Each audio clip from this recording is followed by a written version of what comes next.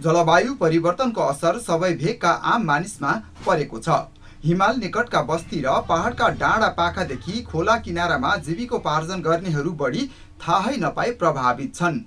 गाउँका दुर्गममा पानीका मुहान सुक्दैछन्, कृषि बाली बिग्रदैछ, अतिवृष्टि अनावृष्टि छ, बाढी पहिरो र प्राकृतिक विनाश बढेको छ। त्यसको सीधा असर ग्रामीण भेगमा कृषि कर्म गर्नेदेखि नदी किनाराका स्रोतमा आश्रितसम्मलाई परेको छ। प्राणी र प्रकृतिमा जलवायुको असर पर्दा मेहनती मानिसका जीवनयापन पनि चुनौतीपूर्ण बन्दैछ। हामीले भन्नुपर्दाखेरि चाहिँ अब यो जलवायु परिवर्तन चाहिँ पहिला सुरुमा जसरी नियमित रूपमा हुन्थ्यो, अहिले चाहिँ कुन बेलामा पानी पर्ने, कुन बेलामा चाहिँ अब यो जाडो सुरु हुने, कुन बेलामा चाहिँ गर्मी सुरु हुने, यसमा चाहिँ यो नियमितता भइरहेको छैन। विशेष गरी अब अचानक रूपमा अतिवृष्टि भइदिने, अनावृष्टि हुने, अब पानी पर्ने बेलामा पानी नपर्दिने, मकै छर्ने बेलामा मकै छर्न नपाउने किसानले, धान रोप्ने बेलामा धान रोप्नको लागि चाहिँ पानीको हाहाकार हुने, अब रोपिसकेपछि फेरि धेरै पानी परेर त्यतिकै बगाउने। विशेष गरी यो नदी किनारमा बस्ने हामी जस्तो अब खेती किसानी गर्ने गरिब गुरुवा कम आय स्तर भएको मान्छेहरूलाई चाहिँ पहिला जसरी नियमित रूपमा जलवायुले साथ दिएको थियो, अहिले हामीलाई चाहिँ साथ नदिएको भन्ने धेरै नै भान हुन्छ। जलवायु परिवर्तन त अब चैतमा भलाहरू मान्छे घरै छोडेर भागे, बस्न नसके। यो नानीहरू पनि त्यहाँ बस्न नसकेर यता सरे, यहाँ चाहिँ पानी छिर्दैन कि भनेर। अनि अस्ति भला आयो, त्यहाँ मान्छे उठै ब्यास भयो। अस्ति यहाँबाट खोला छिर्यो।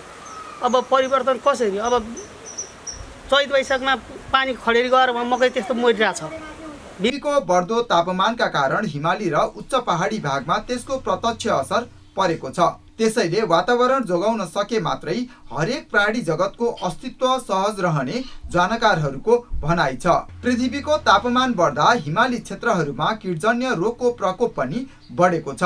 रोगको संक्रमणसँगै बसाइसराईको क्रम पनि बढेको छ। हिमालका हिउँ पग्लने क्रम बढेसँगै कतै हिमतालहरू फुट्ने र कतै सुक्दै जाँदा तल्लो नदी तटमा पानीको सतह घटेकोले जीवनयापन चुनौतीपूर्ण बन्दै गएको सामान्य नागरिकको बुझाइ छ। धनी मान्छे भन्दा नि हामी निम्न वर्गको मान्छेले धेरै समस्या भोग्नुपर्छ सर। हिमाल पहाड र तराईको अनुपम भूभाग रहेको नेपालको भूगोलमा जलवायु परिवर्तनको असर श्रृङ्खलाबद्ध रूपमा छ। विश्व बैंकको एउटा प्रतिवेदनले जलवायु परिवर्तनका कारण नेपाली अर्थतन्त्रका कृषि, पूर्वाधार संरचना तथा श्रम उत्पादकत्व क्षेत्रमा प्रभावित हुने उल्लेख गरेको छ।